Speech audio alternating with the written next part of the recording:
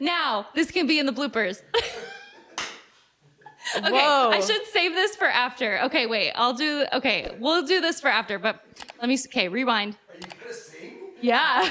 Oh my gosh. Oh no. Wow. Okay, let me see. This is such a gift. Just really a heart of gold. I mean, she's tough, but she has a heart of gold. I'm a problem solver and I have a heart of gold. Thank you, James. See, ladies, a heart of gold. But I know you have a heart of gold and have done many good deeds. You've been most helpful. Yeah, that's me. Heart of gold. You have a heart of gold. 18 karat. Hello and welcome to the Hearts of Gold podcast. We are so excited to have you here, and I am so excited to introduce to you today on the podcast, we have none other than Forest Wong, and I am so excited to read you her bio. And you were so humble. I feel like you said one thing, and that is we're going to get into all the other things that you do in the community as well. But Forest is an artist and educator based in Oroville, California. In 2016, she co-founded the North Valley InTune Music Foundation, which is a nonprofit organization that promotes music performance and music education in Butte County.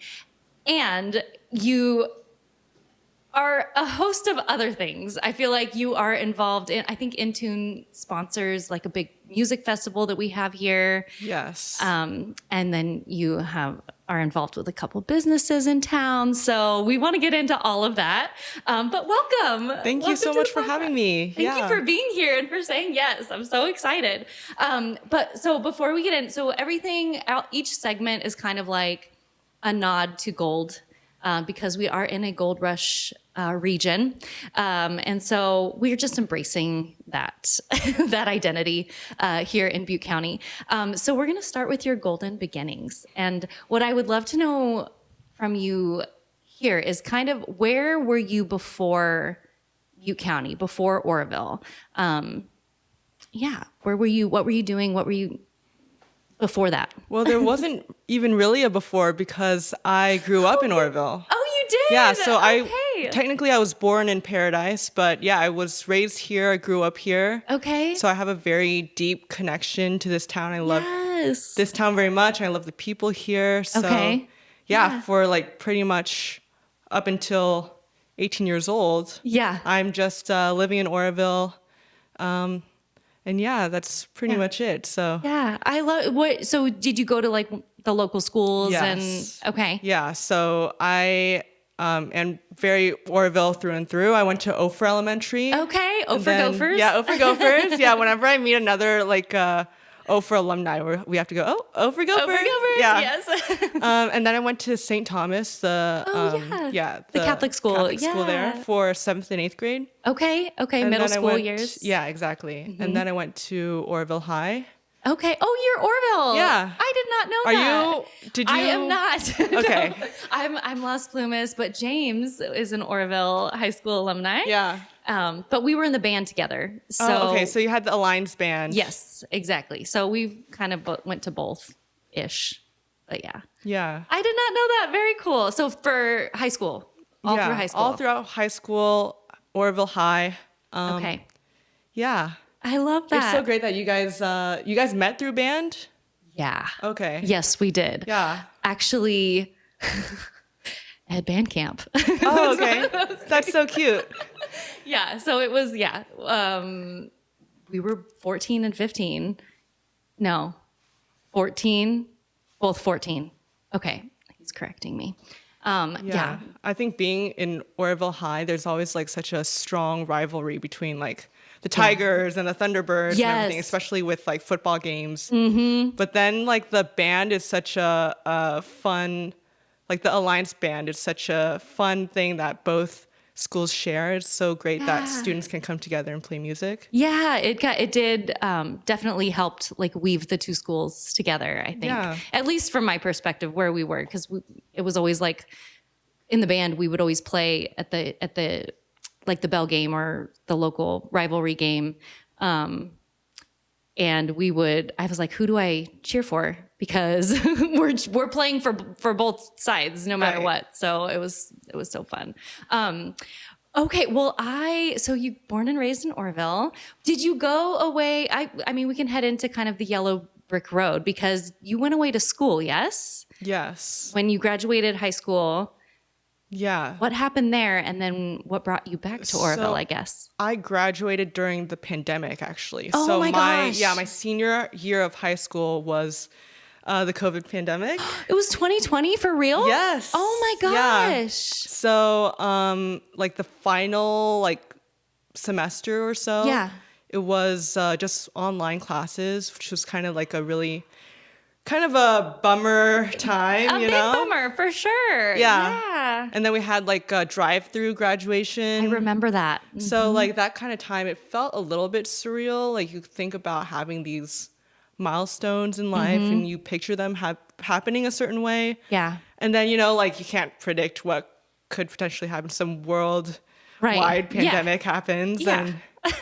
And then, I then find out that I get accepted into Columbia. Oh my gosh. But then, because of the pandemic, we can't really like fly out or go in person. Right, and visit. Okay. Exactly. So I decided to do like a online year for my freshman year. And then during my sophomore year, I fly out to New York and oh my gosh. I study art and business, meet a bunch of great, amazing people. Yeah. And then, now I'm back. I kind of gathered all of what I learned from New York and what I learned kind of getting my degree. Yeah. And I've been kind of just helping out with the family businesses in Oroville. Oh my gosh. And leaning into your art as well. Exactly. Yeah. Which we'll get into more. But I am so fascinated. Had you ever been to and lived in like a bigger city before you went away to college, would you say, or? Very short periods. Okay. Yeah. I mean, my family and we would visit San Francisco a lot. Okay. Oh, growing San up. Francisco. Yeah. We're there. I was just there last week. Yeah. Yeah. Went down to watch, I don't know. Do you know Elise Myers? She's like a TikToker and author and like comedian on. Actually, the name sounds familiar. Okay. Okay. Yeah. She was doing like a book signing. Oh, okay. Anyway, I went down with a friend. Cool. But yeah, we love San Francisco. So yeah. So growing up, we would visit San Francisco all the time. Yeah. My parents actually, they met in San Francisco. My dad was raised there. Yeah. And my mom immigrated here from China and she went to college there. Oh my gosh. And that's how they met. Was in San Francisco. Yeah. So then they also have a very deep connection to that city. I was going to say, that would make sense that they would go back and visit a lot for sure and take you guys. For sure. Yeah. With them. Very Very cool. cool. Yeah. So growing up, we would go there a lot. And then I would do like these little summer camps and stuff like that there. So maybe a few weeks I would live in San Francisco. My gosh. Yeah. So there was a time where I was in like a larger city, but never for like a long extended period. Like you were when you were in college. Yes. Going to Columbia. Yeah. Okay. I'm always so, and I know we're kind of like, well, this is what the questions are supposed to prompt deeper and more curious conversations. So I am just so curious about your perspective of like, because I too was born and raised in Oroville, and we moved away. We lived in Seattle for 3 years. So he got his master's degree. James did. We went to school up there, but I was older. I was like, we were married and we had a kid and we had our second baby up there. But then we decided to come back to Oroville and in Butte County. And so I'm just curious, what was that like for you to move to New York and then to have that experience and meet these amazing people and then, decide to come back? Yeah, it was, I don't know. It was like I expected it to be a bit more of like kind of a shell shock, like just a much more of a drastic change than I did. Except like since I was living on campus for the time that I was there, you also find yourself in a little bit of a bubble. So it didn't feel so wide, jarring. exactly. Okay. Like it didn't feel so jarring that I like wanted to just go back home immediately, you know? Yeah. And then because you are in that bubble, because they kind of place you into like these dorms and you're able to talk with other students and just gain their perspectives, you find your own community there. Yeah, so it's not super insular, you know? Like you can still explore the city. It's not like they're keeping you from anything. You're like you're in this bubble. Yeah, but there's like ways to find your like pockets of people, find different communities. Yeah. Whereas I feel like Oroville in itself is its own little pocket. It is. Yeah, so like there's no like smaller pockets for you. I mean, there are some things that you can find, but more or less like you kind of know like the different characters around town. Whereas if you're in like a very large city, you have to find your own way to break into these certain communities, you know? Yeah. Because I feel like, you know, I actually get this question a lot.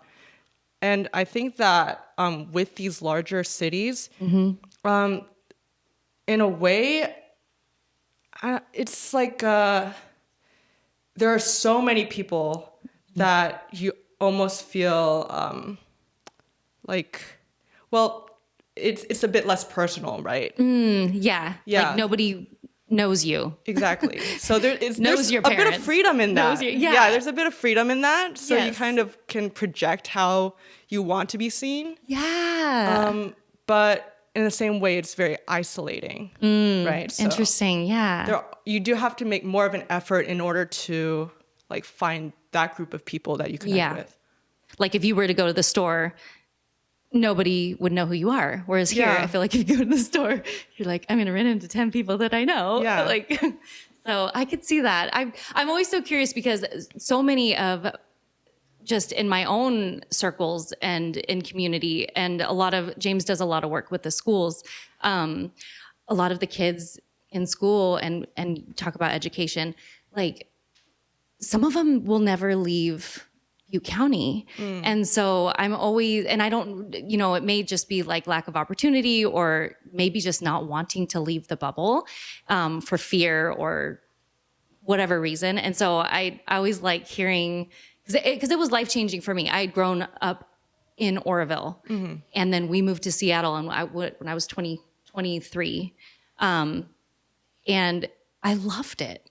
Like there's something about, well, and same with, I think why I'm continually drawn to San Francisco, why we go back is because it's like, there's something about being around other people who don't know who you are. And like I love what you said, like project, almost like reinvent yourself for like the time that you're down there and no prejudgments and I don't know. Yeah. It's like, it was, I think that was maybe the biggest impression I got my sophomore year when I eventually did move to New York is, because you like grow up in Oroville for like most of your life. Right. And so like the people here know you pretty well. Yeah. So then when you are suddenly faced with like this change, when you are like just picked up and then plopped into this large, huge city, then you kind of have to look inward too. You don't just like, sometimes I feel like, it may be that you're kind of mirroring what people might expect. But then like if you are in a completely new environment, you have to kind of show or decide for yourself, like, okay, how am I trying to present myself to these new people? Yeah. And like what you said, there is a freedom in that, but also you said isolating. Like I could see, like after a while, if you haven't made those connections, then it gets harder to find your people. Like if you're not actively going out, I could see being like, okay, I've tried today. I'm going to go home and watch some Netflix or something. Not sponsored. We're not sponsored by Netflix. So then, okay, so you have this amazing experience. So then what then brought you back to Oroville? Yeah, I think so during my senior year, it's like a very stressful time, you know? You're like kind of at like fork in the road, right? You have to consider the different paths that you have to take. Make some decisions, Yeah. it's a little bit. It was like kind of a stressful experience for me because then, like at that point, like okay, you need to decide. You have to make a decision. Like, where do you see yourself going? Yeah. And I thought that I had to like consider what things I value. Yeah. In terms of like what I want to explore in my future. Yeah. And so I really wanted to put time and effort into developing my art. So at home, I could see myself, you know, like living in Oroville and having the time and freedom to explore that. Yeah. Whereas in New York, there's like a lot of like constraints that I think I would have faced, like paying like super expensive rent and just like living expenses. Just like cost of living. It's like insane. Right. Yeah. So I wanted to have like this type of gestation period, you know, like immediately after graduating where I could explore that. And then I also, there were a lot of things developing in Oroville that drew me to it. So yeah, because that would have been what, like 2023? 2024. Okay. Yeah. We're kind of like booming a little bit right now. Yeah. A lot of great things are happening in Oroville. At the time, my family, we were developing like a concept to make a cafe in Oroville. Okay. Because during college, my brother and I's experience was, okay, so we have all these tests, we have all this homework. I need to get out of my cramped little dorm room. I'm going to go to a cafe and study. Yes. And so that's like kind of the culture that we basically developed. Yeah. Going to cities like New York, and my brother, he went to USC, so he was down in LA. Gosh. Yeah. Yeah. So then Who are you people? I mean, come on. I love it. We got the tiger parents. We got to like push it. Yeah. So having that culture, we wanted to bring something like that to Oroville. Yeah. Because I feel like so much is happening in the city, so much is happening downtown, and we want like a space for people to gather and commune and just talk or hang out or do work or take a break from their study or like look up and you know. I think this has been a huge conversation. I don't know if it's just been in recent years or if it's always been kind of like a thing that's lacking, but this lack of third spaces, if you've heard that type of... Yes, I've heard, yeah, a space, which describe that. Yeah, outside of the home and outside of work, like where do you go to just like... to chill. Meet with your friends or anything like that. So we wanted a space like that for Oroville. I love that. And and heading into our next segment, which is our business nugget, because you went to New York to do art and business, which I think is just such an interesting combination, because I know there's kind of, I mean, before I get into this next part, but like there's something to be said about artists and then bridging over to that business side, because it's very, is it right brain? Which one is our more creative side? I want to say it's the right brain is the more creative. Right. Okay. And then left brain's more like analytical. Yeah. So it's like, I think when you can, and analytical, I think of numbers, I think of business, I think of strategy. And so when I'm like, okay, you have this artistic side who can create and put amazing things into the world.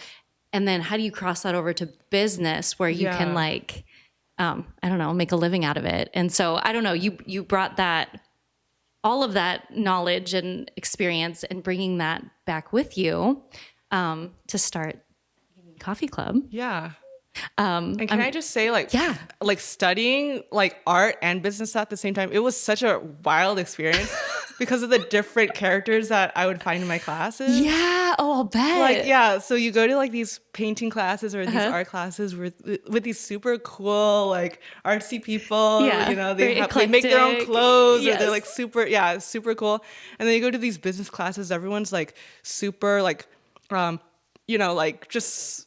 a little bit, and tie, or just like put together. Sometimes suit and tie, like really put together a little bit. Like they're kind of neurotic and like really type A. Yeah. So you have like Columbia. I can only imagine. So super like you see these two worlds, and it's I can't believe I was able to do that. But Yeah, it is. That's definitely like a bridge. Like I don't know if many people have that experience with seeing those two worlds, like, so, like, the contrast right up in your face like that. Yeah. So it casted a wide net for me to experience. But Very cool. like just like what you said, I feel like what I've helped build with my family at the cafe is a great intersection between those two types of worlds, you know? Yeah. Because we are we're trying to maintain a business which is like its own like living, breathing type of entities. Yes. And then like still breathing some type of creative life into the project. Yeah.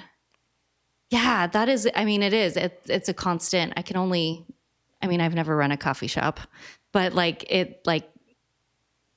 it seems like that would be, well, I mean, even just in the art of creating coffee or creating, like, I don't know, I think of latte art, which I don't know. I'm terrible. I'm terrible. I thought that like maybe She's painting honest. schools. No, I can't lie about it, because if you go to the cafe and then see me do it, you can't lie about like what you see there.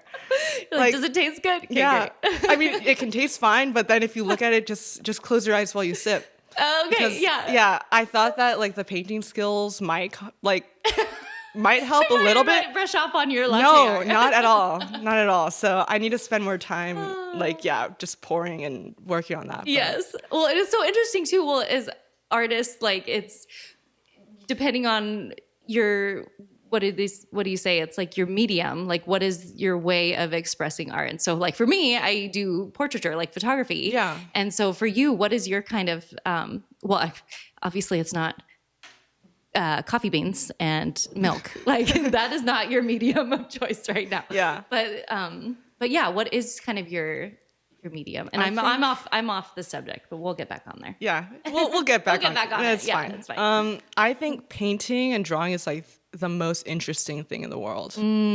I think like the process, I could spend hours talking about it. There's so much to talk about, and I've been doing it my entire life. Yeah. My mom paints and draws. My grandpa paints and draws. Oh, your grandpa does too? Yeah, What? yeah. So Oh my I gosh. grew up around that. So it was always encouraged. It was always in my family. And there's like just always so much to learn about it. Yeah. Like you reach a certain point in like you think you reach a certain point in maybe your technique or your understanding of the medium. And then like maybe you go to a museum or you talk to someone or you take a class or anything like that. And then it opens up a whole other perspective or way to think about it. Love that. And then you can just continue to learn, and it's going to be a lifelong passion for me. I mean, clearly, if you've been doing it since you were, Like 4 years 4 old. years old. Yeah. Wow. With the Crayola. hey, Yeah. got it. That you use what's available Yeah, to the you. finger painting. Yeah. Did you ever like make a huge mess that your parents were like, I'm sure. Forest. I'm sure Yeah. I did. Yeah. I mean, what can you do when you're like 4 years old, you know? right? I'm like, I don't know. Yeah. I imagine I'm like, Or maybe they just stick to like dry media. They don't like do paints or something. I don't know. Yeah. We'll stay clear of the acrylic and the, Yeah. what else? What other paints are there? Oil. I'm sorry. I see this is not my expertise. No, I love that. That's so great. Well, okay. So thinking back to like art and business, this is our business nugget segment. So if you were to have like an elevator pitch, like if we were to meet on the street or someone that you met on the street, could you give a quick summary, kind of like what you do in the community, like kind of bringing all of those things together? What would you say? I would say that I see myself first and foremost as an artist. I think like when people make art, they sometimes like kind of shy away from that. It's like if they don't like show things, like they don't show their work to anyone, or if they just do it like personally, they don't claim that as a title. But you know, I think that if you make art, then you're just an artist, right? So I would like put that in front. And then Love that. I'm also an educator. I love to teach. I've done like drawing workshops in the past in Oroville. Fun. Okay. Yeah. I'm hoping to start that up again at some point. Okay. You at the heard it here cafe. first. Yeah. Oh, at Union Coffee Club. Yeah. So Okay. maybe look forward to that. And then that. I also have done like some teaching at Butte College. Okay. In Oh the my art gosh. department. Fun. Are you familiar with the makerspace out there? I'm like a tech there. Oh, you on are? some days. Oh Yeah. my gosh. It's the best. We've been out there and they helped us print like a bunch of posters for this artist that we invested in some digital art and they helped us like print it out. Anyway. Okay, maybe I've seen them print it out and cut it up. And I don't know. Yeah, I don't know. it was, but Yeah. it's such a cool space out there. Yeah. To talk about It's a third great spaces, community. right? Yeah. Would that be like categorized in like a third-ish type I would space? say or? so. Yeah, the makerspace. Well, because it's specifically for Butte College students. Okay, but that's anyone right. could really just like register it as a space. Yes. I think. Oh, that's right. I did have to. I had to re-register as a Butte College student to use it, but they encouraged it. They were like, "Oh yeah, we just need you to log in and do these things, and then you can use the equipment." Yeah, but I think it would be a great like example of a third space because like you don't necessarily have to do anything like make or buy or print anything in there. You can just hang out and just work on art and just hang out. So that's so great. Yeah. Oh, that's so neat that you're a tech out there. That's awesome. Yeah. See, look at this. Like we know, we get it. Yeah. Well, I love that. So, okay, we kind of going a little deeper into the mining of the heart. So we're going to look for a couple more golden nuggets here. But why, I mean, you talk a lot about being an artist and like you started when you were 4. What got you into this work? I mean, and you can choose to go as deep as you want, but why did you decide to be an artist and then also like business side? Like was business something from your family or did you always have an interest in that? Like what got you into this work? Yeah, I think it would be maybe like the same answer I gave for like how I got into Butte County or Oroville. It's like, I kind of was raised with this type of life, you know, like my family did art or does art. Yeah. And then with the businesses, like I grew up and I was constantly like maybe doing homework at Tom Fon Lo or I was helping out in the back and like, or maybe like bring dishes out to customers. Oh you know? my gosh. So it was always something that my family just did, you know? Yeah. So it kind of just felt second nature. There was never like a moment where I decided for myself or, I mean, it's not like I'm right. There's no like one moment where you're like, oh, I'm going to be an artist. Yeah, exactly. Like, I'm like, it just felt natural for me to go into. So yeah, and it was always like, and it never felt that there was pressure either. Like, I think that was a big point. Like my parents wanted me to like explore what I was interested in. And yeah, I love that. They always encouraged that type of curiosity. Oh, that's a good word. That's like Yeah. a big curiosity, like to be curious. And I mean, that's art too, right? Like I don't know, I guess with certain types of art, when you don't know how it's going to turn out, I mean, I'm sure maybe better artists than me would be like, oh, I know exactly what I have this picture in my head and I'm going to get it out onto the canvas.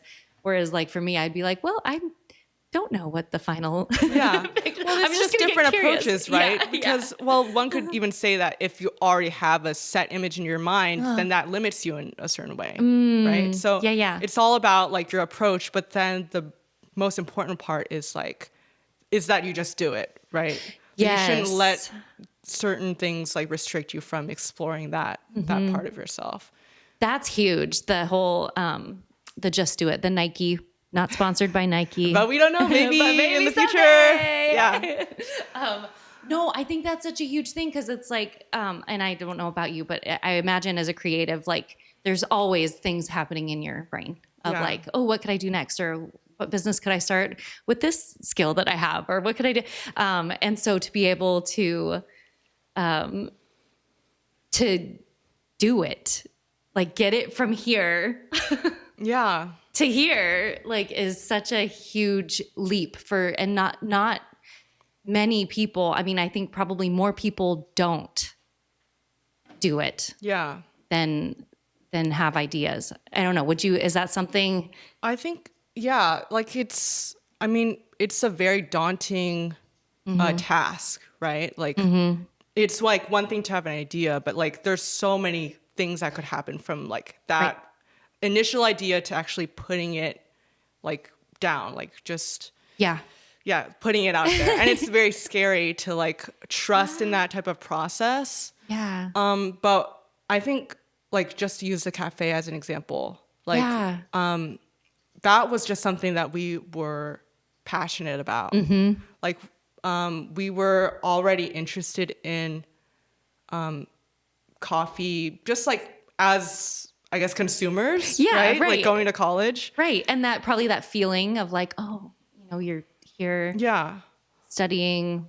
And we might not even like be looking at it. We might not even be nitpicking our experience, but like we just know like through that experience, it feels good to be there, or it like makes us happier, like there's some things that we might not even be hyper aware of, but we kind of maybe know inherently like, oh, this is like something that we appreciate and we like. Yeah. So when it came to actually going from that initial idea to actually forming it and creating plans for it was a long journey, actually. I think it even started, I don't know, it started maybe like 2023 or so, like around that time. We were it was a few years before I actually graduated. Okay. Where we just talked and we just created concepts and plans and layouts and like research. dreaming yeah, and like big picture idea, like how do we find, because what I think is you can't really do too much research. I mean, you can like you want to get all that information in, and then you want to just kind of take the best ideas out of that and just follow through on something that you feel is really strong. Yeah. And so maybe there might be like setbacks along that journey. But if you have a really strong initial idea, then you can eventually see it through. Yeah. Like our idea was, okay, what does Oroville have in terms of like coffee in general? So at that time, like we have some like really great local coffee spots. Yeah. But then if you also go down like Oroville Dam. Yeah. Starbucks, you know, like the big corporations are like, kind of like, I think that's kind of why like sometimes people are like, oh, Oroville, because if you go down that strip, it's like just a bunch of like huge corporations and just drive-throughs. Yeah. It's a little bit, it's kind of sad that sometimes people reduce our town to just that. Yeah. Maybe. Right. I mean, and I know, and we talk about downtown Oroville a lot on this podcast, but like it really is kind of, I mean, I think one of those like hidden gems of Butte County, of like, I don't know if enough people know about this area, because there are like amazing shops down here. Yeah. That if you were to just walk around, you could find something. Yeah. Like, I think, well, gosh, you said something about, going back to just the brainstorming part and then getting it, like you said, you can't do too much research.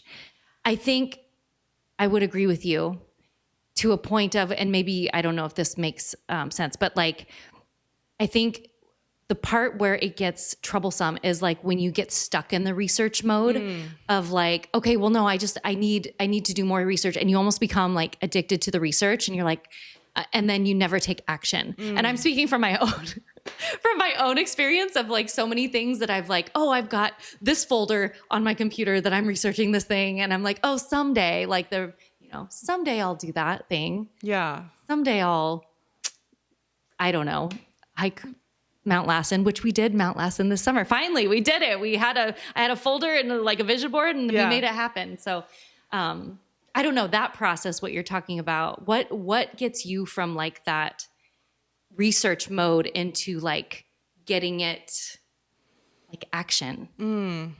I think, I don't know, I say research, but then there's no like, there's like a phase where there's research, but then you're also like developing other things alongside of that. Yeah, So, like you're actually planning. Yeah, there's never like a phase where you're just like, okay, research, and then we're done.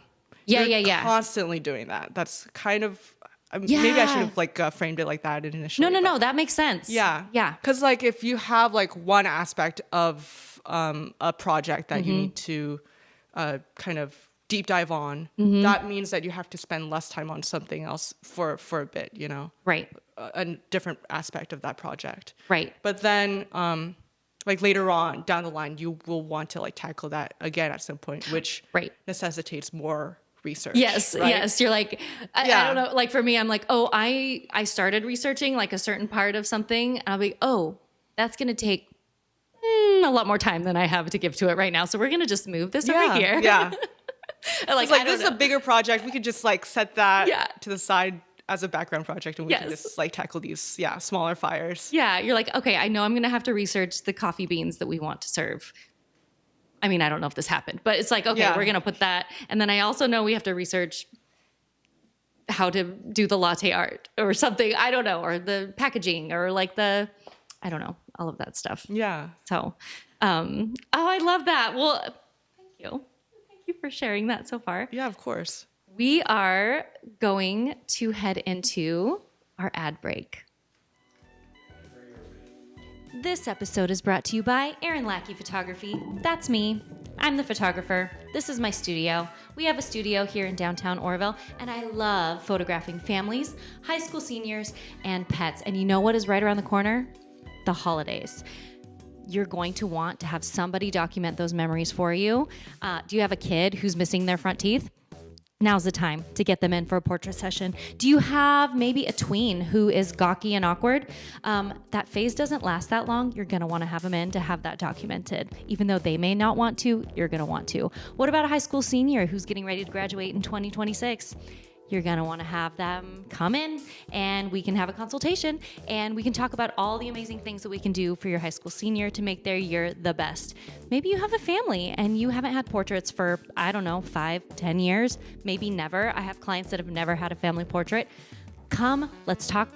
Let's have a conversation and we can plan where these portraits will live in your home. Last thing, if you are a business owner, maybe you're a professional. Maybe you haven't had a business portrait or a headshot or some branding images for a while. Let's talk. We can make that happen for you so you have amazing portraits to put online for your social media, all of those things. I can't wait to talk to you and we can have a conversation and see what that will look like. Ultimately, it was hard to get me on this podcast. I was very busy. This is a busy time of year. And so, they're lucky that I said yes to come on and be an advertising business. There's other businesses that really wanted this spot, but I took it from them. So maybe you'll be the next one to advertise here. Okay, back to the episode. And we're back.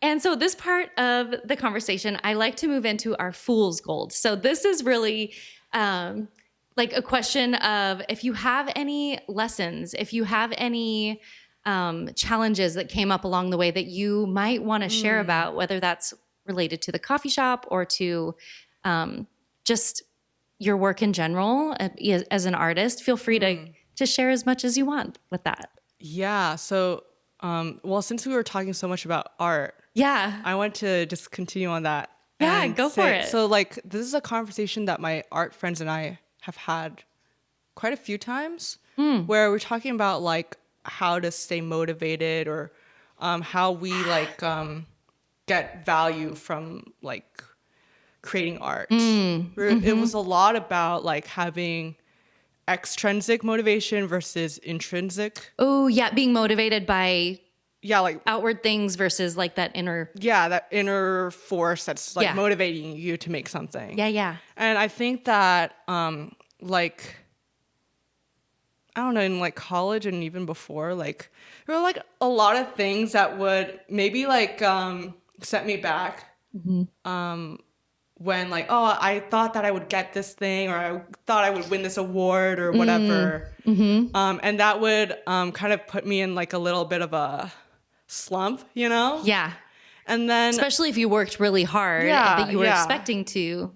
Yeah, especially like kind of being in Oroville, like you're kind of like, oh, well, I get a bit of a big head. I'm like, oh my gosh, I'm just like such an amazing artist. Like everyone's telling me how good I am.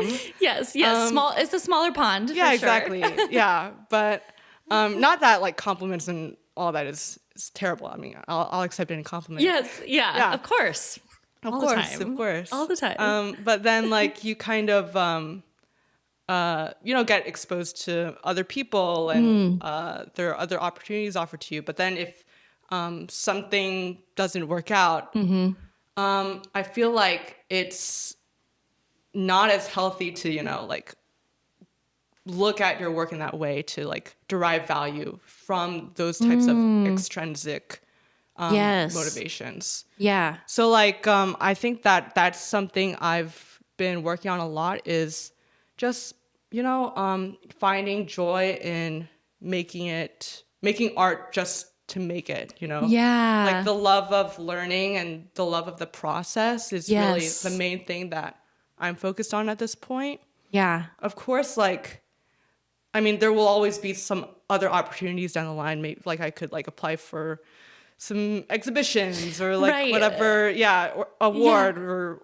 anything. Yeah. But at the same time, like, it's not that, I don't know, it's more that I want to make art just to better like my understanding of it, rather than having these types of things, these types of like shiny little objects that I could gain out of it. Yeah. Like, oh, I could make this and then put it in this competition, or put it in this thing. Yeah. Like the reason why you're creating something, the end goal isn't to get it into an exhibition, but the end goal is for you. Yeah. To create it. It's like you don't want to be motivated by like other people's kind of subjective views of your own work, because it's like art is the most subjective thing ever. Yes. Right? Yeah, for like, sure.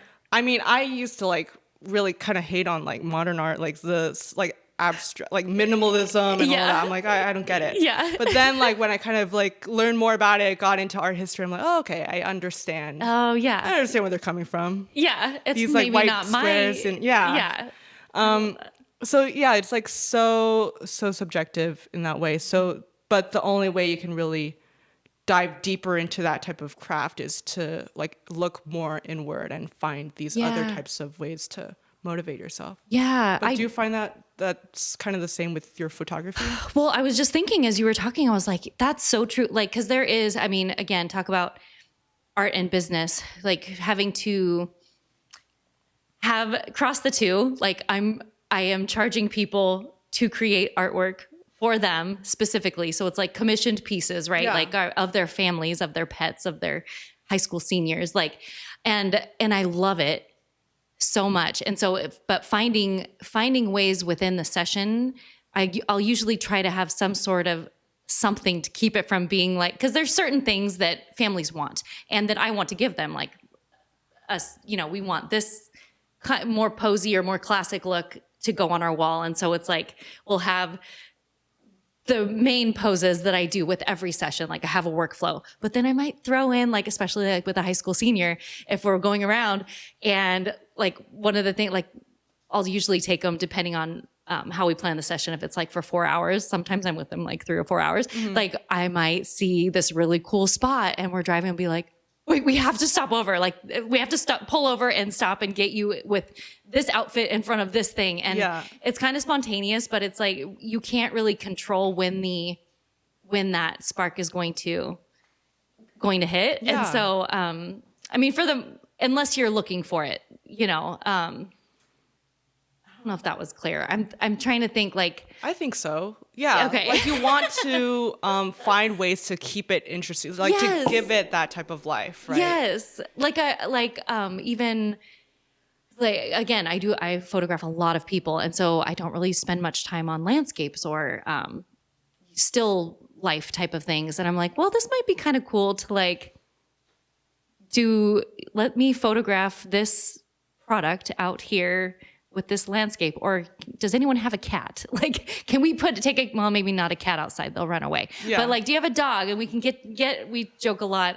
There's this photographer, they do like a dog on a log. Like if you can get a dog on a log with a lovely lake behind you, like just kind of creating something that is not typical to your normal, art, It's good to like switch it up in those ways. Yeah. If you're not super used to doing like landscapes or more into portraiture.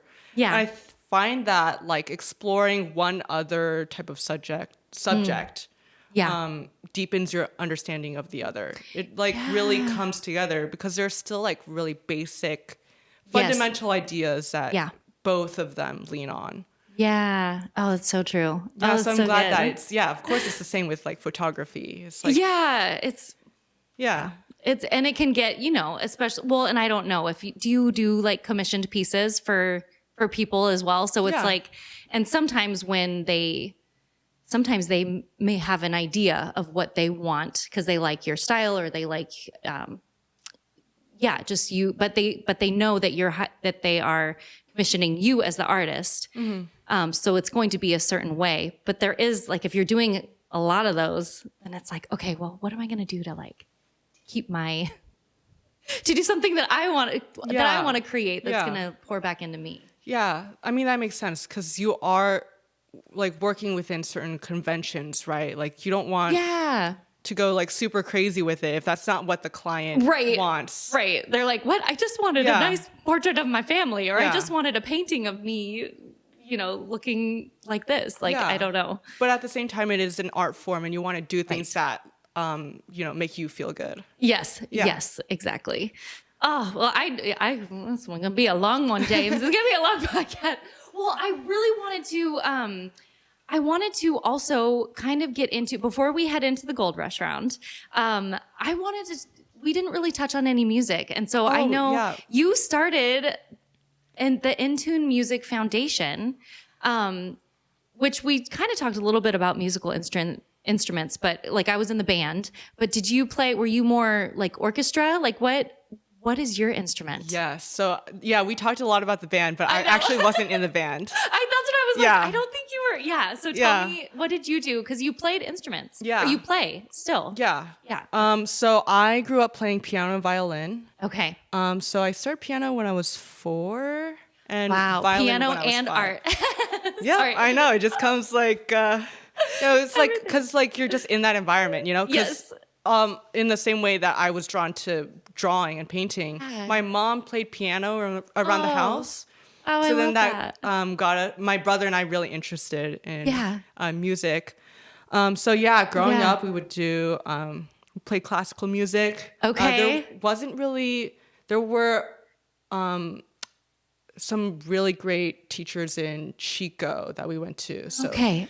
For piano and violin, we would go there every week. And then we would do the orchestra there. At the time, it was called MTAC Youth Orchestra. I think it's different now. It's like a Butte Youth Orchestra. It's so like, I never did any stringed instruments, so I don't. Yeah. No orchestra. Like, so I don't know. It's like a whole bubble. But it's like the same kind of vibe though, right? Because you're just getting together. If it's like an orchestra or if it's a band, you're just like playing and trying to be in sync with the people around you. Yeah, for sure. Yeah. No, so then you started, when did InTune Foundation start? Like when was that? I believe in 2016 is when. Whoa, yeah, wait, so you were still in high school? Yeah. Whoa, bury the lead here. We need to can we rewind this and start over? No, just no, that's amazing. Okay, so we're coming up on 10 years next year then, 2016. I can't believe it's been that long, but because my brother and I, we would just be performing all around. It was like mostly Oroville and Chico. Okay. So we did chamber music. We started our own chamber music group. So if anyone doesn't know, like chamber music, Yeah, what's that? it's like orchestra, but more compact. So it's usually just maybe 2 violinists, a viola player, and like a cellist. Okay. So my brother played cello, I played violin. And then we had a few friends from Chico that we met in an orchestra and also grew up with from when we were super, super tiny, like 5 years old, up until high school. We were all in a orchestra together. And what was it called again? You said it was a chamber? A chamber music group. Chamber music group. A quartet. Okay. Okay.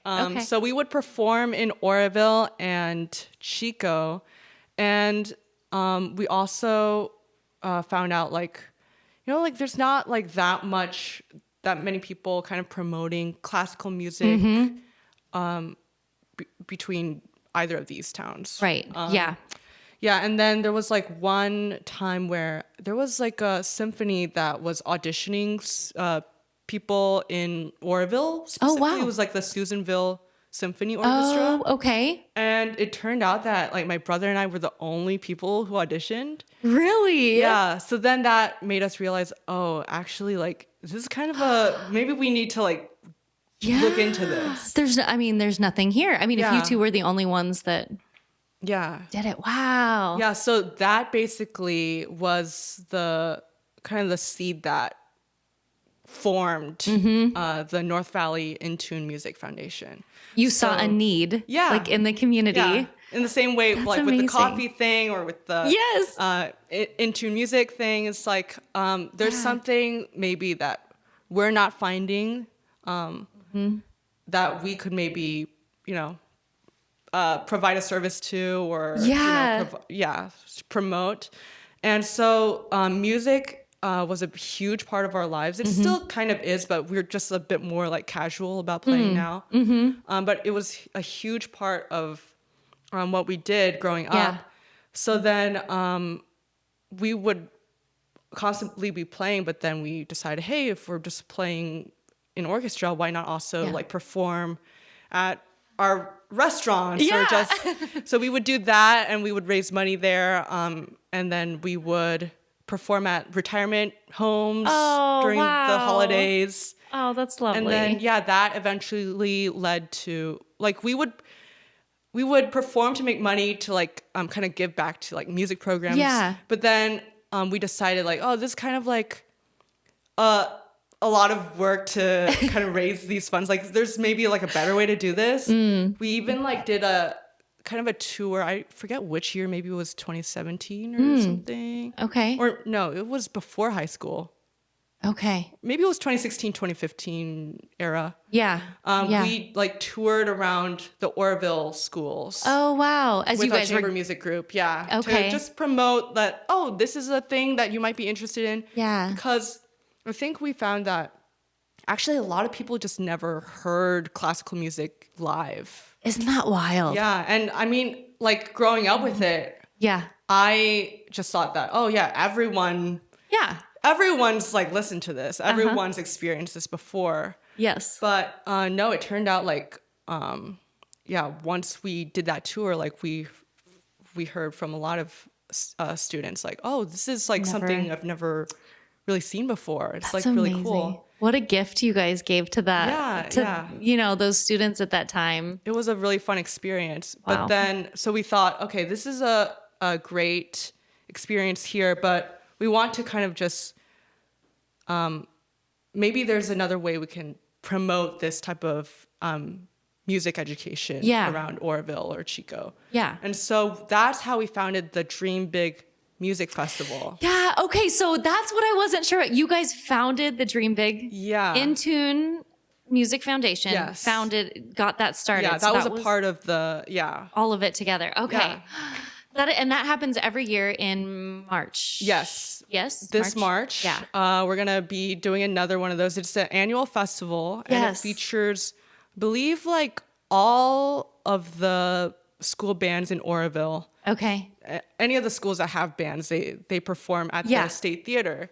Yeah. And some orchestras in, I think, from Chico and Paradise. Okay.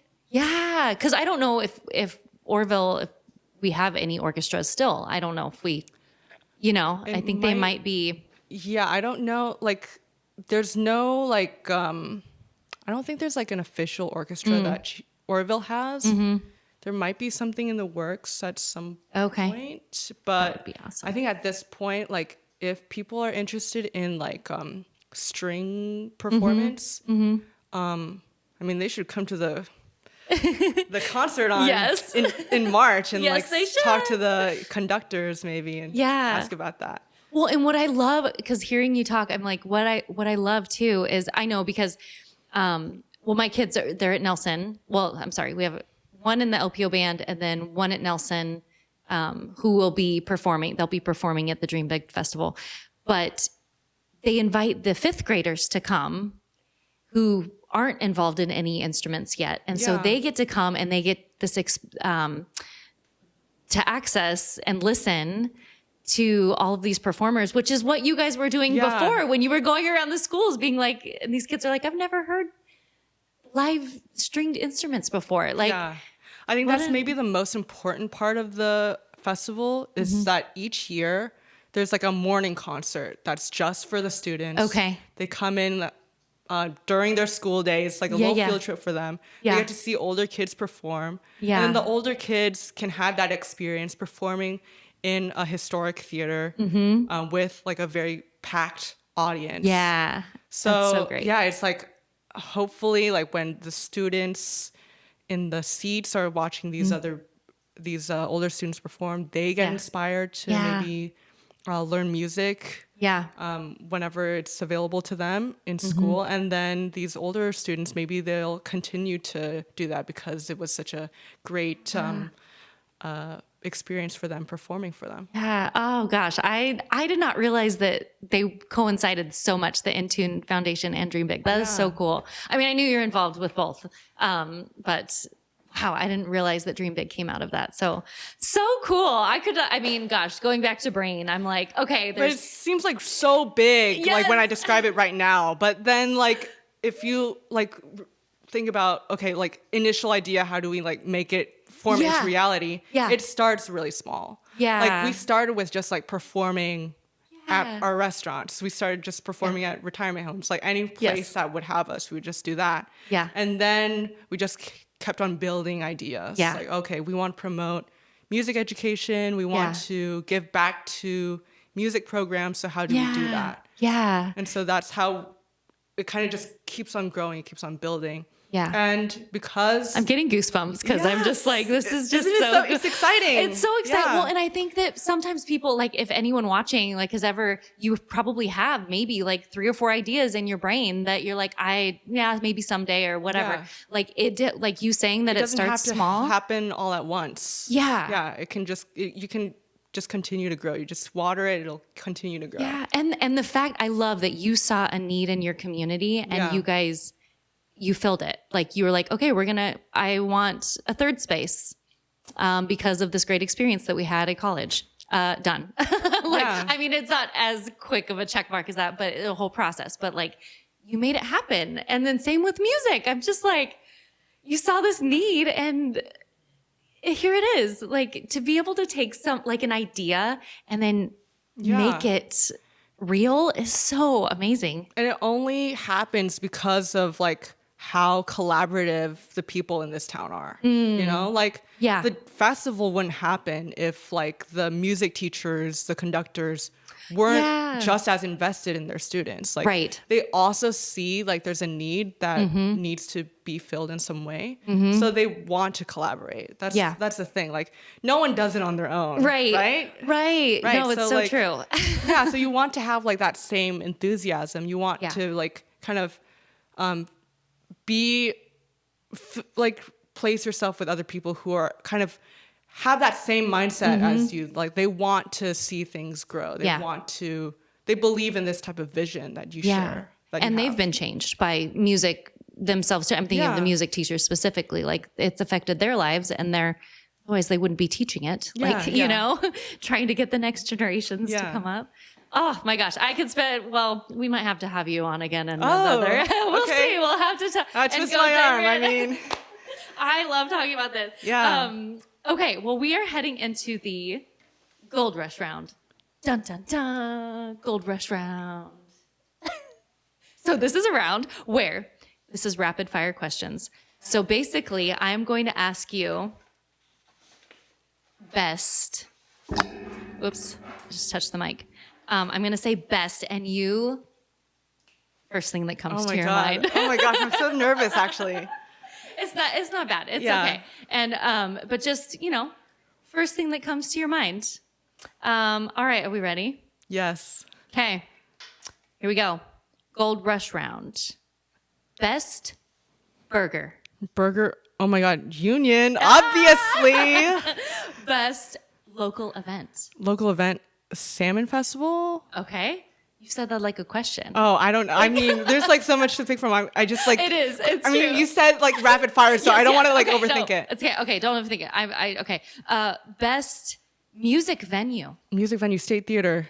Okay. Best museum. Museum, the Chinese temple. Okay. Best mural. Mural. Oh, wow, why am I blanking? Your Rolodex. Well, you've done some. I've done a right? few. You can say yours. I don't want to say mine. Forrest has done some murals. Where are they? You can just discover them on your own. You can research them. So humble. Okay. Best breakfast. Best breakfast. Oh, I really like Ethan's Eatery. Yeah. Okay. Best high school. High school, Oroville High. Okay. Oh, wow. Oh, yeah. Best customer service. Customer service. I'm going to go with actually my cafe because I really like the team that we have there. I don't want to just be like hyping myself up. Hey, we are here for it. We're here for all of it. This is your time.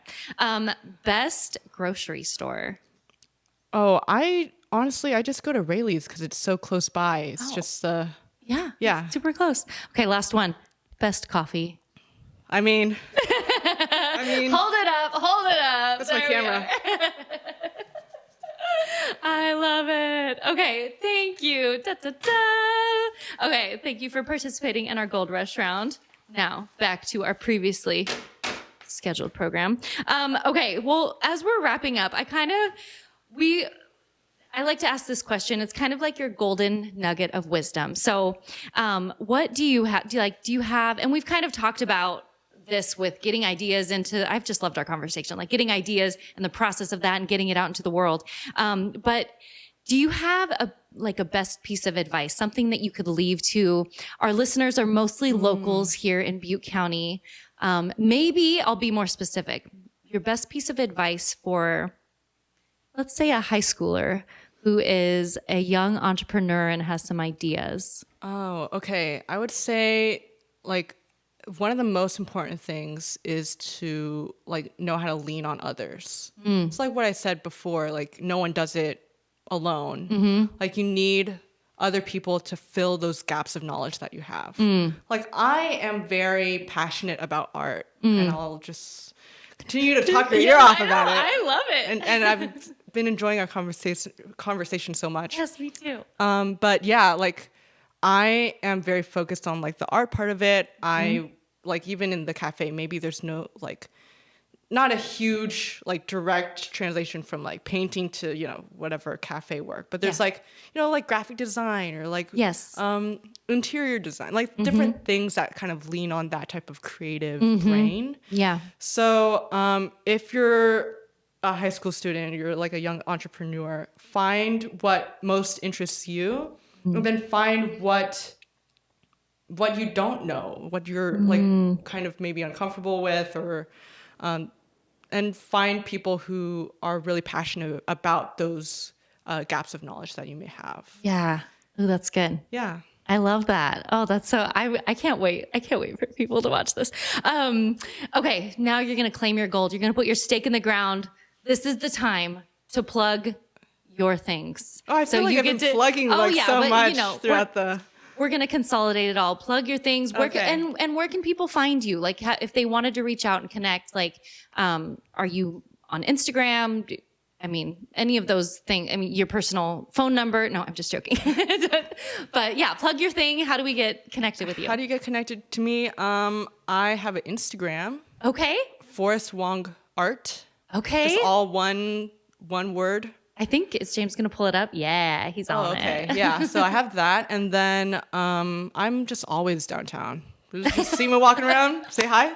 If I'm at the cafe, you just say hello. Just say hello. Yeah. And what else? I think those are maybe like the main ways that you could reach out to me if you have any other questions, or you want to just talk more about something I said on the podcast. Yeah. And you're looking at maybe starting like your classes up again, possibly. Yeah. When would we know about those? Or I think also at the cafe we'll have like flyers posted, or if you want to follow the cafe Instagram, we announce events and things like that. Okay, and that's Union Coffee Club at Union Coffee Club. Coffee Club, yeah. On Instagram. I think it might have like dots like in between each word. Yeah. And we also, like, if you're not even interested in art, like we also have other clubs that are being kind of hosted at the cafe. Okay. So if you're into running, there's a run club that meets. Oh, I've seen that. Yeah. Yes, on Saturdays. Yeah. I have not gone, but I am cheering for them. Yeah, well, you can just stop in at any point and yes. Yeah, so we have that.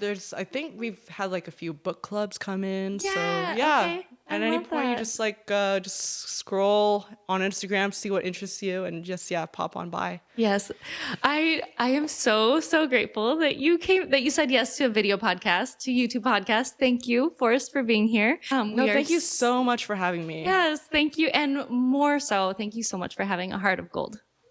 Okay, yay!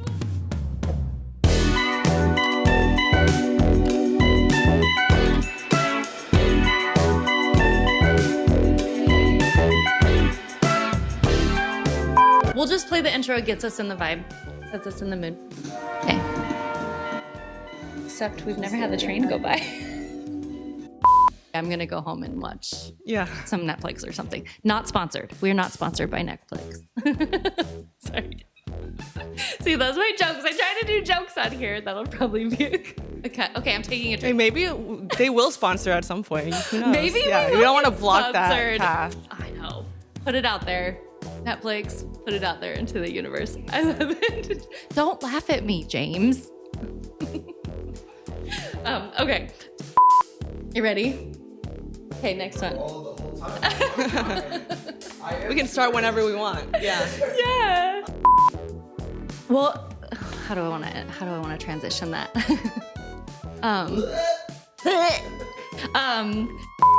Every subscriber we're like, ah! Yeah. So the jingle for Union Coffee Club. But come on, we would like go down and we would be holding coffee. We'd be in front. We'd be like, Union Coffee Club, come and get your caffeine at the west of downtown Oroville. Yeah. There we go. Da, da, da, da, da, da. There we go. That's good. But come on.